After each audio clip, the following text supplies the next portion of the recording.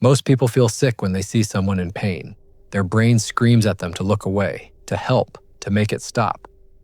But some people feel something else, something that looks like pleasure. Tonight, we're going to understand that mind, the one that enjoys cruelty, what creates it, what feeds it, and why it never stops on its own.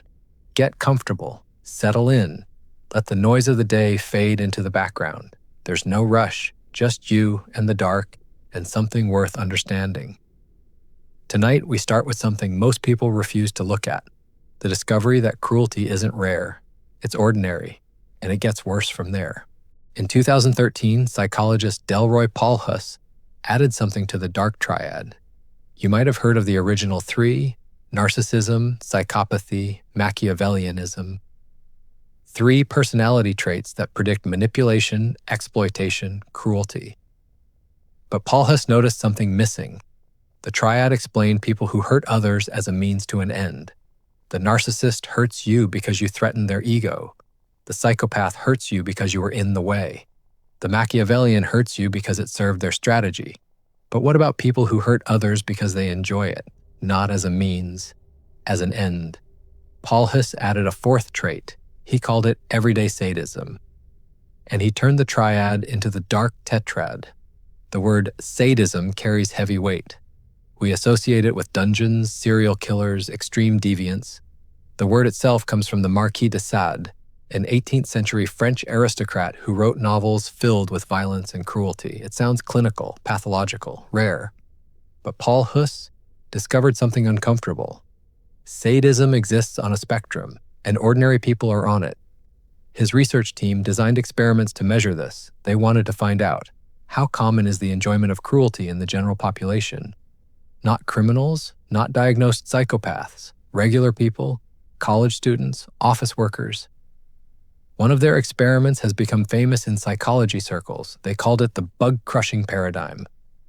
Participants were given 3 options. They could kill bugs in a coffee grinder, actually crushing live insects. They could assist someone else in killing the bugs, or they could clean dirty toilets. The bugs were actually protected by a hidden barrier. No insects were harmed. But the participants didn't know that. They believed they were grinding live creatures. What would you expect? Most people would avoid killing, right? They'd choose the toilets, the unpleasant but harmless option, and most people did, but not everyone. About 6% of participants chose to crush the bugs.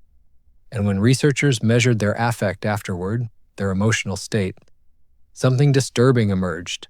The people who scored high on everyday sadism didn't just tolerate the killing, they enjoyed it. Their mood improved after crushing the bugs. The act of destruction gave them pleasure. 6% might sound small. But consider what it means. In any room of 100 people, 6 of them carry a measurable appetite for cruelty.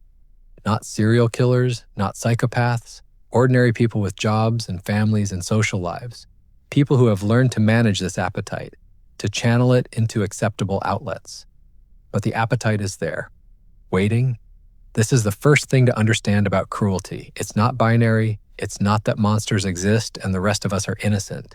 The capacity for cruelty exists on a spectrum, and almost everyone is somewhere on it. Paulhuss made another distinction that matters. There's a difference.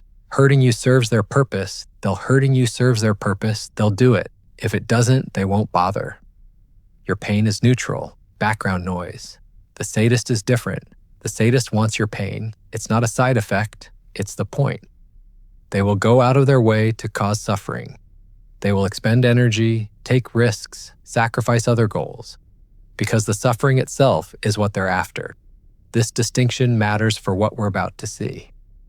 Because the case that illustrates everyday sadism pushed to its extreme isn't about a man who is indifferent to pain, it's about a man who sought it out, who escalated his cruelty systematically, who documented it, shared it, wanted an audience. His name was Luca Magnotta. Magnotta grew up in Ontario, Canada. From early on, something was off. He was diagnosed with schizophrenia as a young adult, though the accuracy of that diagnosis has been debated. What's not debated is his overwhelming need for attention. He wanted to be famous. That desire defined him. It consumed him. He auditioned for reality shows. He posted modeling photos. He created multiple fake online profiles to praise himself. He edited his own Wikipedia page. He planted stories about himself dating celebrities. He craved attention with a desperation that bordered on pathological. But he couldn't get it through conventional means. He wasn't talented enough, wasn't attractive enough, wasn't special enough. The world refused to notice him. So he found another way. In 2010, videos began appearing online. They showed kittens being killed, suffocated, drowned, fed to a python. The footage was filmed deliberately, carefully, designed for maximum impact, and uploaded for the world to see. An online community formed to track down the person responsible. They called themselves the Facebook group at first, then became known by the documentary that would later tell their story. They analyzed backgrounds in the videos, traced IP addresses, coordinated across continents. They identified Magnota, but they couldn't stop him because law enforcement didn't take animal cruelty seriously enough, because uploading videos wasn't enough for prosecution, because the system wasn't designed to see what was coming, and Magnota was just getting started. The animal videos weren't the destination, they were practice. In May 2012, Magnota murdered a man named Jun Lin, a Chinese international student in Montreal. He filmed it, he uploaded it, he mailed body parts to political offices. Then he fled to Europe, where he was eventually caught. The trajectory is what matters here. Magnota didn't suddenly become capable of murder, he built up to it. He started with creatures that couldn't fight back. He got a reaction, horror, attention, notoriety, and he escalated. Each act of cruelty fed something in him. Each one demanded a larger act to produce the same satisfaction. The appetite grew with what it consumed. This is the pattern Paul Hoos identified. Everyday sadism doesn't stay every day. Not always, not inevitably. But for some people, the appetite escalates. What satisfied yesterday doesn't satisfy today. The threshold rises, and the cruelty must rise to meet it. Magnota was extreme. Most people who score high on everyday sadism will never kill anyone. But the mechanism is the same.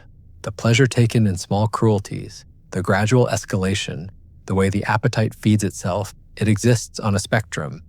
And Magnota shows us where the far end of that spectrum leads. Understanding everyday sadism means accepting something uncomfortable. The capacity for cruelty isn't alien, it's human. It exists in varying degrees in ordinary people. And under the right conditions, it grows. Magnota didn't come from nowhere. He existed on the same spectrum as the people in Paul Hoos's experiments. The difference was, one of degree, not of kind. The 6% who crush bugs for pleasure share something with him. Something small, something manageable, but something real. However, there's something everyday sadism doesn't fully explain. Where does the appetite come from in the first place? Magnota seemed to have it naturally. An inborn hunger for attention and cruelty. But others have a different story. Many others have a history of pain. Their cruelty didn't emerge from nowhere. It was forged in the worst kind of furnace. In 1973, psychoanalyst Erich Fromm published a book called The Anatomy of Human Destructiveness. Fromm wanted to understand why humans hurt each other, not for survival, not for resources, but for the sake of destruction itself. He identified several forms of aggression, but one stood out as particularly important. He called it compensatory sadism. The mechanism works like this. A person experiences powerlessness, not ordinary disappointment, not minor frustration, profound, repeated, humiliating powerlessness. They are made to feel small, worthless, like they have no control over their own existence, like they are an object to be used by others. This creates a wound, and the wound demands healing. But instead of healing through growth or connection or therapy, some people heal by transferring the pain. They make others feel what they felt. They restore their sense of power by taking power from someone else. The logic is unconscious but clear. I was made to feel like nothing, so I will make you feel like nothing. And in that moment of dominance, the wound feels less painful. Think of it like a pressure system. Humiliation creates pressure inside a person, rage, shame, the burning need to restore dignity. That pressure needs to go somewhere. It can be processed, understood, released through healthy means, therapy, physical activity, creative expression, or it can be transferred, pushed onto someone weaker, someone who can't fight back. The pressure doesn't disappear, it just moves, from victim to new victim. Fromm argued this is one of the primary engines of cruelty in the world, not evil for evil's sake. But pain passed down, trauma transformed into violence, the abused becoming the abuser. You see this pattern everywhere, once you know to look. The employee humiliated by his boss comes home and screams at his children. The child bullied at school finds a younger child to torment. The soldier degraded in training becomes brutal to prisoners. The chain of cruelty extends backward and forward in time, each link both victim and perpetrator, each one passing the pain along. Now, there's a man who represents this pattern in its purest, most extreme form. A man who was systematically destroyed in childhood, who emerged from that destruction with nothing but hatred, who spent the rest of his life making the world pay for what it did to him. His name was Carl Panzram. Panzram was born in 1891 in rural Minnesota. His family was poor. His father, a German immigrant farmer, abandoned the family when Carl was young. His mother was overwhelmed, unable to control him. Carl started getting into trouble early: petty theft, vandalism, the kind of acting out that signals something wrong at home. By 11, he was arrested for being drunk and disorderly. The court sent him to a reform school, the Minnesota State Training School. What happened there would shape everything that followed. The institution was not a school in any meaningful sense. It was a warehouse for unwanted children. And it operated on one principle: break them. Children were beaten regularly, not as punishment for specific infractions, as routine. The guards used heavy leather straps, wooden paddles, whatever was at hand. Children were humiliated, degraded, treated as less than human. The strong preyed on the weak, and the adults either participated or looked the other way. There was no education, no rehabilitation, no attempt to help, only punishment, only pain. Panzram entered that institution as a troubled child. He left it as something else entirely. He would later write an autobiography, one of the most disturbing documents in criminal history. Not because of what he did, though that was horrific, but because of how clearly he understood what had been done to him. "I was reformed all right," he wrote. "I learned to hate myself, to hate everyone else, to hate the whole world." He described the institution as a place designed to create monsters, and he was its perfect product. Panzram spent the rest of his life in a war against humanity. He burned buildings, he destroyed property, he killed, by his own account, over 20 people. He did it with full awareness of what he was doing and why. What makes Panzram's case so valuable for understanding compensatory sadism is his own analysis. He didn't claim to be evil by nature. He didn't claim to be insane. He explicitly traced his hatred back to what had been done to him. "I was so full of hate that there was no room for anything else," he wrote.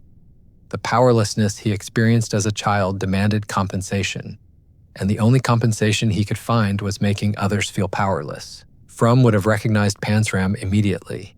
A textbook case of compensatory sadism, the wound that demands to wound others, the humiliation that seeks to humiliate, the pain that must be transferred, or it will consume its host. There's something important to understand here.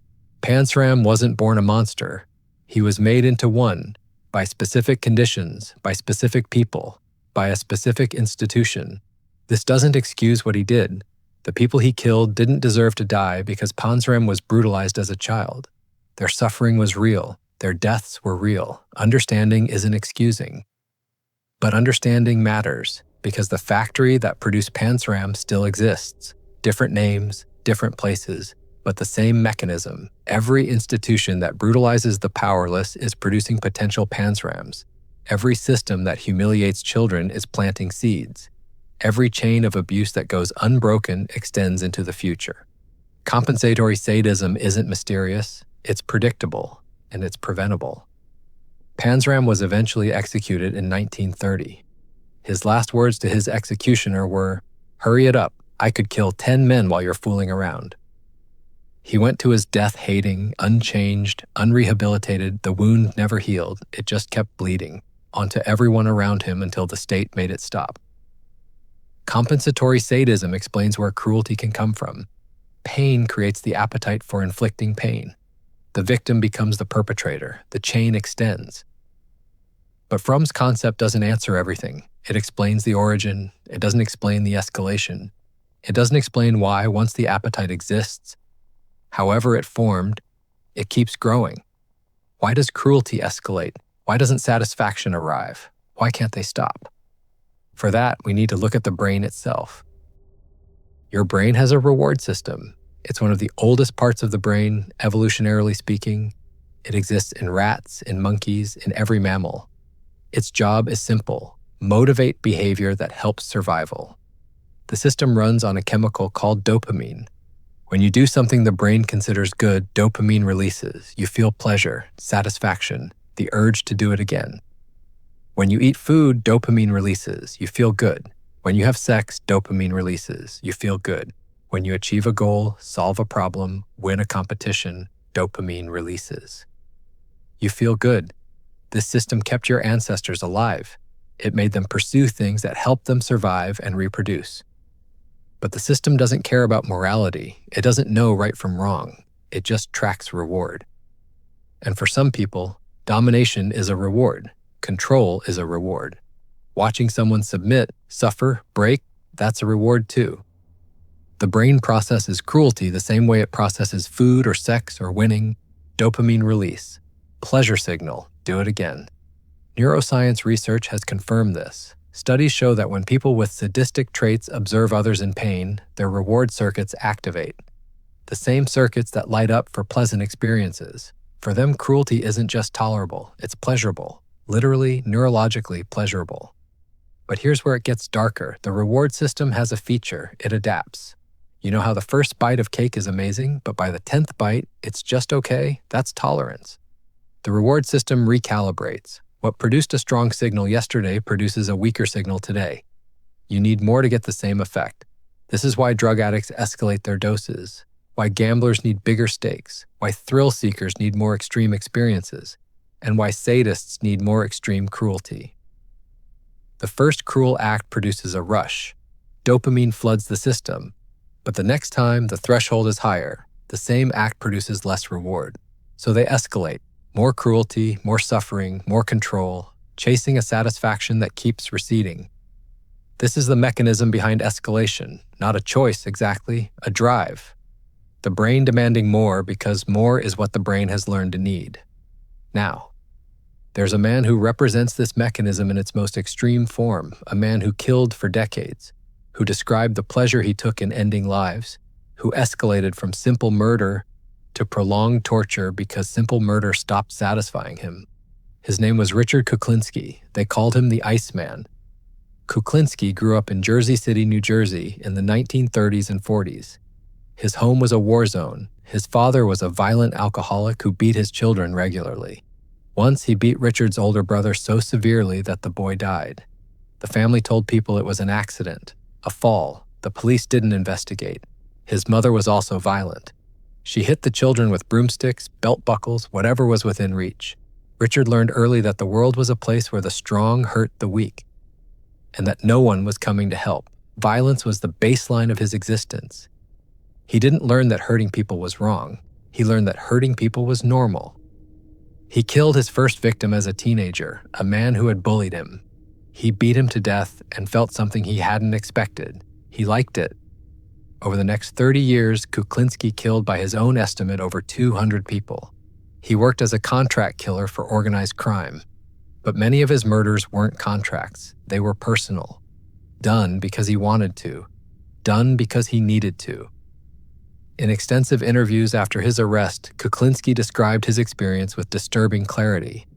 He talked about the rush of killing, the feeling of absolute power over another person, the moment when he could see in their eyes that they knew they were going to die. He described it almost like an addiction. I was very good at it, he said, and I enjoyed it. But even Kuklinski noticed the escalation. Early in his career, simply killing was enough. Later, he needed more. He began experimenting with methods. He froze victims to disguise time of death. He used cyanide, crossbows, chainsaws. He started prolonging deaths, making them last, because quick deaths had stopped satisfying him. This is the pleasure circuit in action. Each kill recalibrated the reward system. Each one raised the threshold for the next. The machine demanded more, and Kuklinski fed it. For 30 years, he was finally caught in 1986 through an undercover operation. In prison, he showed no remorse. He described his crimes matter-of-factly, like a tradesman discussing his craft. The emotional weight that would crush most people simply wasn't there. But here's what matters most about the pleasure circuit. It's not unique to Richard Kuklinski. It's not unique to killers. It's not even unique to people high in sadism. The same circuit exists in everyone. You've felt it in video games when you destroy an opponent, in competition when you dominate a rival, in schadenfreude when you take secret pleasure in someone else's misfortune. The circuit activates. The reward signal fires. The difference between you and Kuklinski isn't the presence of the circuit, it's the presence of breaks. Most people have internal inhibitions, multiple layers of them. First, there's empathy, the ability to feel what others feel. When you see someone in pain, mirror neurons in your brain activate. You feel an echo of their suffering. This makes cruelty uncomfortable. It makes it hurt the perpetrator too. That's a break. Second, there's moral structure. The internal voice that says this is wrong. Values absorbed from culture, religion, family. They create guilt before the act and shame after. That's a break. Third, there are social bonds, relationships that would be damaged by cruelty. The fear of losing love, respect, connection. That's a break. Fourth, there's consequence awareness, understanding that actions have repercussions. Prison, retaliation, loss of freedom. That's a break. Most people have all four. The pleasure circuit might whisper, but the breaks shout louder. The impulse toward cruelty gets stopped before it becomes action. Kuklinski had no breaks. The empathy was absent or destroyed. The moral structures never developed. The circuit ran free. And it ran until someone external stopped it. This is why cruelty never stops on its own. The mechanism is self-perpetuating. Pleasure drives behavior. Tolerance raises the threshold. Escalation follows. Without brakes, the machine accelerates until it crashes. Understanding this isn't comfortable. It means accepting that the machinery of cruelty exists in all of us. It means accepting that what separates us from the Kuklinskis isn't a different species of brain. It's the presence of inhibition.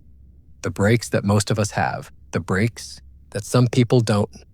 Tonight we looked at something most people don't want to examine. The mind that enjoys cruelty. 3 concepts, 3 cases, but one continuous thread. Cruelty isn't alien, it's human. It exists on a spectrum that includes ordinary people. It can be created by pain. And once it exists, it feeds itself. The uncomfortable truth is that the difference between us and them is smaller than we want to believe. Not a wall, a dial, set to different positions by genetics, by experience, by the presence or absence of brakes. But that uncomfortable truth is also useful, because if cruelty is made, it can be unmade. If the furnace creates sadists, we can shut down the furnace. If brakes prevent escalation, we can build brakes. Understanding the machine is the first step to stopping it. One final thought. Every person who enjoys cruelty was once a child who might have gone a different way. That's not an excuse for what they became, but it might be a reason to pay attention to the children who exist right now, in the institutions, in the homes, in the places where the furnace still burns. Thank you for staying with me tonight. Sleep well.